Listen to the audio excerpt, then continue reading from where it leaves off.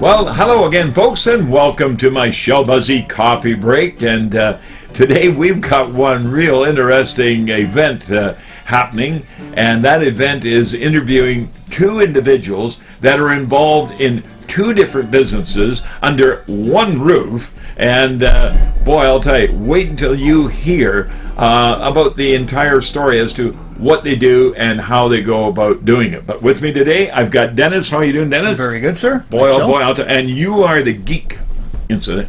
He's the geek of this group. And the reason why I say he's the geek, he's involved in photocopying machines. Now, you might wonder, how on earth would Busey ever get photocopy machines involved in the coffee break? Well, you know, one day I was really in dire need of a copier, a machine that we could use color for doing our promotions and what have you. And anyway, at the Chamber of Commerce, which I'm very much involved in our chamber, and being on the board, I met a very interesting gentleman, Dennis, and anyway, one thing led to another, that I'm in the copy machine business. Well, my golly, let's get at her, pitter patter, and let's talk about it. But in any event, we did. And we do have one of his Valley Copiers in our office. Now, Dennis, one of the things that I want to bring to the, I guess, the audience that's viewing this coffee break, and that is that you deal with one copier only. You got many of them that you put out there into the rental office position, that why buy, rent. Tell us the whole story. Yeah, sure. Well, the thought that I had a few years ago looking at the copier business was, why should the copier business be just like the cell phone business? And that being that if I get a cell phone, and if I'm happy with that cell phone and I'm happy with the service, I'll keep that phone and I'll keep that service. But it turns out I have a phone that I'm not happy with. I decide I don't want it anymore. Whoops, hold on. I don't have that choice. Right. I have a contract. You want to get rid of the one that you had to crank, eh? Yeah, exactly. Yeah. Well, I'm just saying I'm signed up to a 3-year contract or whatever. Yeah. I can't change service without paying a bunch of fees and all the rest of it.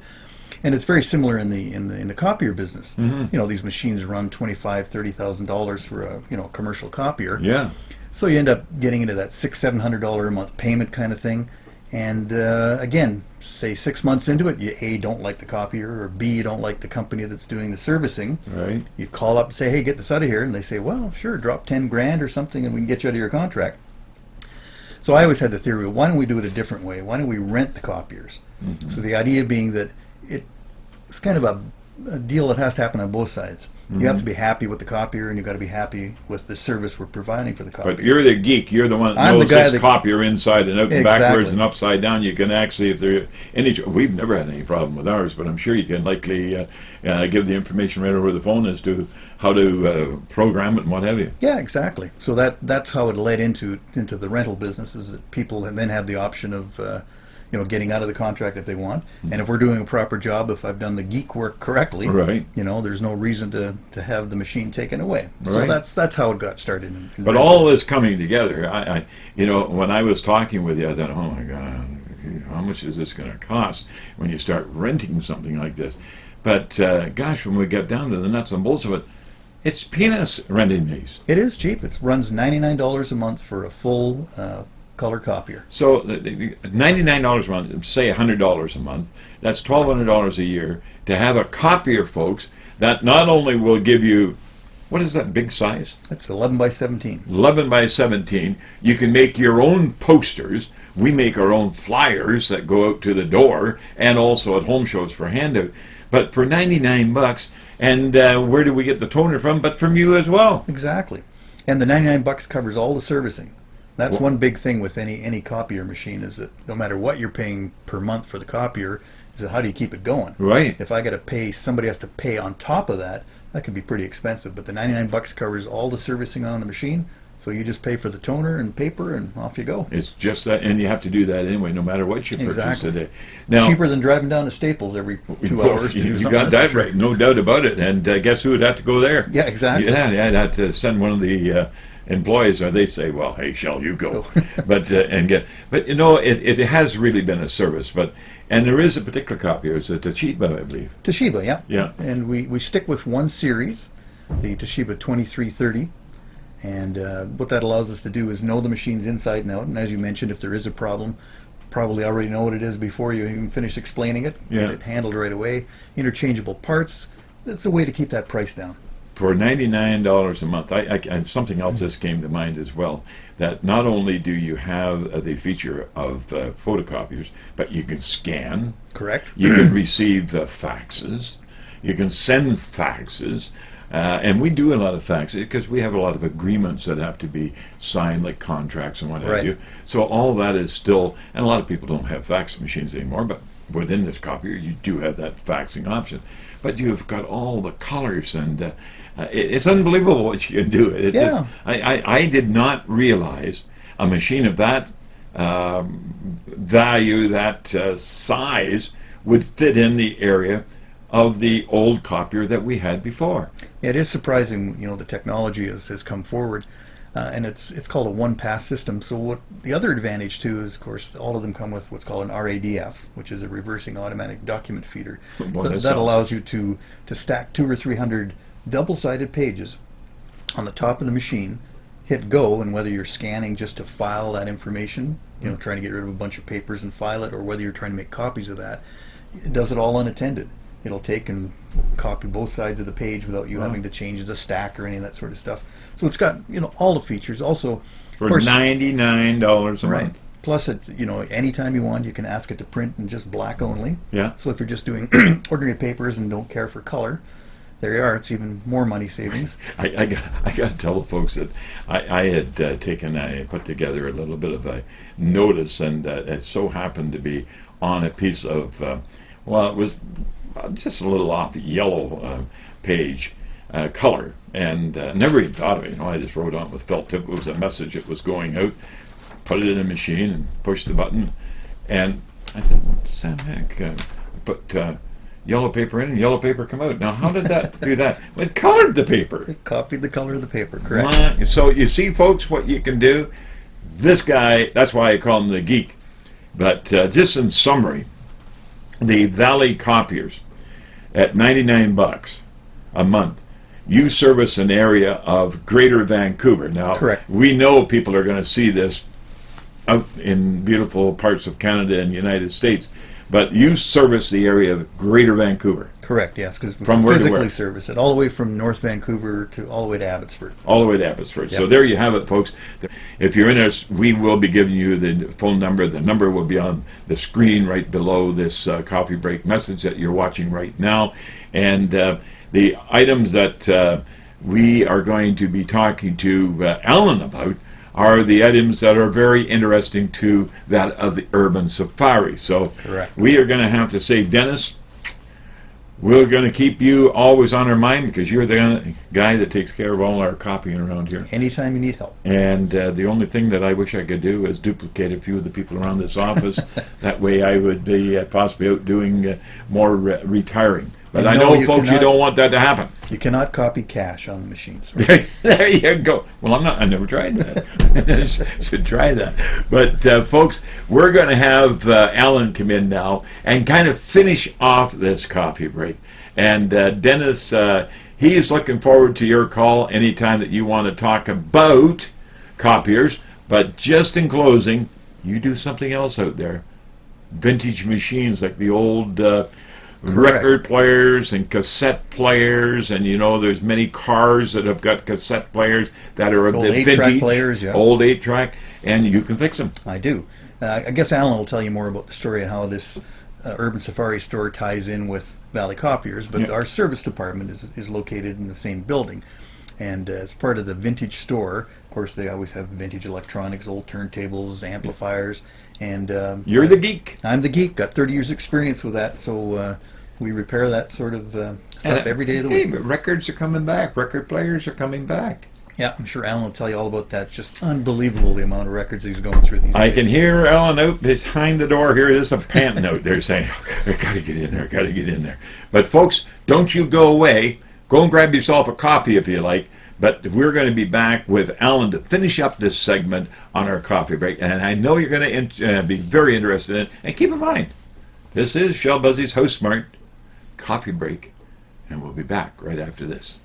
Well, folks, here I am back, and I've got the other side of the Urban Safari Vintage Store. The other side, incidentally, his name is Alan, and guess what? They're brothers. You can tell. You look like brothers. Yeah, well, I'm the younger, better looking one. There you go. Well, you can have that part. I won't go near that one. But, folks, we want to get into the Urban Safari Vintage Store a little further now, talking with Dennis and his involvement with the photocopiers. This gentleman is the other end of the vintage, and he's very much vintage. What do you mean by that? Well, because you're the one that handles all those 33s, 78s, 45s, and all the rest of it. Tell us about your particular component of the vintage store. Yeah, well, basically, the store itself at heart is a record store. So we've got like 30,000 plus albums. We've got thousands of CDs, thousands of DVDs. We've got VHS. We've got 8 tracks. We've got vintage electronics. So anything that has to do with more on the music side of things now, but also anything that's fun and funky and cool. Well, and speaking with Dennis, in fact, Dennis, I called him the geek because he's the one that repairs all these old players, as you mentioned, and old phonographs and what have you. Is that something that's really required today? Is there a lot of people out there? It is. What I always like to say that Dennis has been repairing the vintage stuff since before it was vintage. So he is truly a vintage geek. He is. Yeah, he's been doing it for like 30 plus years. Well, he really knows his way around these things. You know, we both, our company, House Smart Home Services, and your company there at the Urban Safari Vintage Store, work in one very common direction, and that is working not only supplying the services of copy machines, which are kind of unique, but you're on the other end selling the old players, the albums, and all the rest of it. But a group that we really like to support, and that is the nonprofit group, the Urban Safari, and that's the Rescue Society, where they rescue exotic animal rescues. Exotic animals, yeah. And I like to call them critters. The critters, yeah. Yeah. Everything, folks, from you'd see a spider to a python. Yeah. And anything in between. Skunk. Yeah. Turtles. And all the rest of it. But, folks, I want to really get the full story from the vintage aspect of records. Where do you get all these records? And every time I go into your store, it's busy. Well, that's true. I mean, on the records, we have many different ways we get a hold of them. Partly because of our affiliation with the Urban Safari Rescue Society. So we do get a lot of donations coming in. Right. Because, in today's world, it's not always easy to dig into your pocket, come up with a few bucks to give to a charity. There's so many worthwhile causes out there. What do you do? But it's almost everybody. If you dig around your garage, you dig around in your basement, you'll have an old turntable you haven't used in 30 years. You have a bunch of records, you don't even know what they are anymore. So when we accept donations like that on behalf, and then we sell those, turn it back into money. Yeah. But then you take those, you sort those all out, you have them all libraried, you have them... It's quite a process. No kidding. You got those bins where people go through them, and they're always looking for, I guess, something that they've collected over a period of time. Right. Well, first off, part of the process of processing the records, right? We have more than 30,000 of these things we go through. And we have to clean them before we can put them out on the floor. So you have to clean them before you can see it, and you can grade it, then you can price it. So we have so many. We actually now have some volunteers from local schools coming in and helping, doing the cleaning of the records. Because that takes so long, right? Yeah. A lot of work involved in that. Well, today with the equipment that you're selling, it's not new age. It's being restored. So the old needles on the old arms, on the old phonographs, and the old record players, that you have to have that cleanliness. Otherwise, you'd be wearing needles out constantly. Yeah, true. And it just doesn't sound good if it's not It's not clean, and who wants to buy something dirty? Well, exactly, exactly. Well, you certainly don't buy that sort of thing at your store. But as I was indicating that, and you actually touched on it there, through donations. So Well, people come in, they donate records, for example, they found down in the crawl space, and from that particular point, they're sold eventually, and then a portion of that selling goes to the Urban Safari Rescue Society. Yeah. Yeah. It's a real mouthful, isn't it? It is. It is, right. So we just call it Gary's Place. Gary's Place. That's right. Well, it's kind of nice, but the whole idea, how did you get involved? I know you're using the name Urban Safari, and that is their name. So there's something in that? Well, I don't know if Dennis touched on this when you guys were having No, a chat. no, he didn't. How we first ran across Gary and the Urban Safari Rescue Society is with our copier business. We just ran across them. They were kind of in the neighborhood where we used to be based, nearby in White Rock. And we met the guys, and we saw they had a need for everything, really. Right. So the first thing we did was we donated one of our copiers to them, Right. because they do a lot of flyers and things for their business. And then from that, we moved up to Cloverdale just shortly after that. We found a much larger place. We were expanding our business. And in the front, we had more room than we actually needed. Right. And we thought, well, you know what? Maybe we can find some way to kind of, take advantage of the space, do something to help Gary and the guys a little bit more. Right on. And Cloverdale is kind of an antique and vintage row of shops, and we kind of got inspired from that. So that's where we went along, sourced our first batch of records and vintage items and goodies. Right. And then we Monica's done very well with furniture. Yeah, we carry Monica, your daughter's Monica B's Funky Furniture. Yeah, there you go. We carry a line of that. And so we just tried to turn it into more money and support for Gary and the Urban Safari. And we thought the easiest way for that to make sense to people, rather than say, hey, my name's Johnny and I'm selling stuff, I'm giving money to these guys. It's like, okay, we named it the same. Right. So that way it just makes sense to people. Right. Well, the nice thing that I see about it is the fact that we're both supporting a very needy cause. And, folks, it's the old story. Sometimes the pet of the family becomes a dog, no. A cat, no. But a spider, a tarantula, a skunk, a python.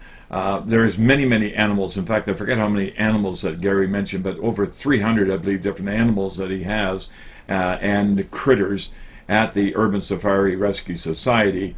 And it's really something to behold. But when children have, like a rabbit given to them at the time of Easter, for example, and after a few months they don't want the rabbit anymore. Well, you don't just open the door and let it go. This is where the Urban Safari comes in, and they pick that animal up, care for it. And what they do is it's beyond just that. I always like to say, if you're a puppy dog, life is not so bad for you. Even if you grow up and somebody says, we're done with you, there's somewhere for you to go. Someone will take in a puppy dog or a dog. SPCA, for example. But if you happen to be an iguana and you've outgrown your owner's love and care, what happens to you? That's where Gary and his crew come in and really shine. There's nowhere else for an animal like that to go. Well, you need that special environment. You need the warmth. You need the caging, the feeding, the food. And this is where we see fit to contribute to that cause, be it for food, be it for, and we built the classroom, for example, there, because they bring children out from schools by the busload, and in their classroom they teach children about the need for care with the type of animals that are being rescued by the Urban Safari Rescue Society. And it's really, and they're non-funded like a lot of others. They have to go in and fundraise and through donations and contributions. So give us a few details on records or old LPs. What do they normally sell for? Oh, well, we have a huge selection of 99-cent records. We have thousands and thousands of them those are quite often not in the best shape, or they're not as popular. You might get like a lot of Lawrence Welk, Nana Muscuri kind of stuff at 99 cents. But on the floor, most of our records are $3.99, $4.99, $6.99 is a very popular price point. Right. A handful of the more popular ones might reach into the mid-teens, but we have a handful of collectible records that are in the hundreds of dollars. But those are mainly for display because they don't really sell. Right. But there's something that they're there for people to see. Correct. And I mean, so it's not an expensive hobby for people to get back into. Because you can buy, like I said, for $4 or $5, you can buy all the music that you remember. Or what's really interesting to see is we really have three groups of customers. Right? We have guys like me, kind of getting back into it, trying to rebuild the collection you had from years ago. Now the wife lets you have some space, and you're allowed to do it. The man's room. Yeah, the man cave. Man cave, room, yeah. We also have a big contingent, which is mostly like guys who are in their 20s, and they're getting into the music, and it's really interesting because they know so much about it. Right. They take it so passionately. They tell you the band members, what pressing, when the album was. It's just really incredible that they've studied it that much. And probably the most fun one to see is a lot of like young teenage girls coming in wanting to listen to what Daddy used to listen to. Yeah. And it's just really fun to see all these generations getting back into vinyl. Right, It's quite fun. Well, it's something that you can find, folks, at the Urban Safari Vintage Store. And it's right on the main street in Cloverdale. And Cloverdale, 176th Street, the old highway, actually. And now they have the Highway 15, 176. You can get to it very easily from Highway 1, Highway 15, obviously, and number 10 Highway and Fraser Highway. It's really a neat place to go to, and your hours. We're open actually from Monday to Saturday, 11 to 6, and then Sundays, 11 to 3. And in Cloverdale, there's a lot more to see than just us. Oh, gosh, yeah. They've done such a great job on that middle main street. They've refurbished it, revitalized it. The street lights are great. There are lots of interesting, funky shops. It's a nice place to go hang out and spend some time. It's a funky place. It's one of those areas where vintage is not only the geeks at the vintage store, but the Urban Safari, we're raising funds to take care of animals that are being rescued and require that support. Yeah, the unloved. The unloved. Well, I can tell you right now, we are really happy that you're part of it. I know a percentage of your sales that go out of your store go to the Urban Safari. The people who donate that income goes to the Urban Safari. That's why you have the name, the use of the name. Gary and Sharon and all their volunteers out at the Urban Safari Rescue Society are just fabulous, fabulous people. Yeah. And I just want to say to you, thanks for being part of it. Thanks to your brother Dennis for being part of it and through his involvement with the copiers. And may we be involved with not only copiers supplied by you people.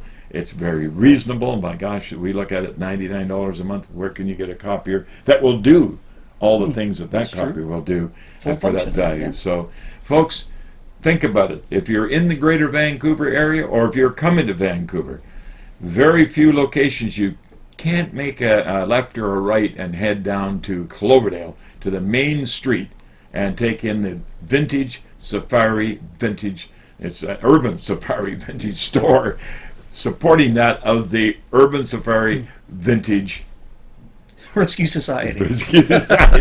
There you go. But anyway, folks, we're all doing things common, and that is working for those that need your help as well. So please help out Vintage Safari, and it's the Rescue Society. That is the nonprofit group.